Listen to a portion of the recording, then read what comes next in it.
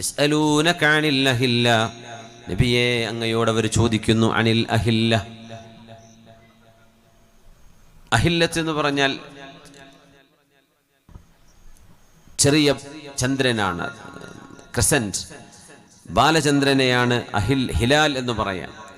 എന്തുകൊണ്ടാണ് ഈ ചന്ദ്രൻ ഇങ്ങനെ ചെറുതായി തുടങ്ങുന്നത് പിന്നെ വലുതാകുന്നത് എന്നൊരു ചോദ്യം സ്വഹാബികൾ നബി തങ്ങളോട് ചോദിച്ചപ്പോൾ അതിൻ്റെ സയൻസ് പഠിക്കുന്നതിനേക്കാളും ആവശ്യം അവർക്ക് അതിൻ്റെ ഉപകാരം എന്തെന്നറിയലാണ്.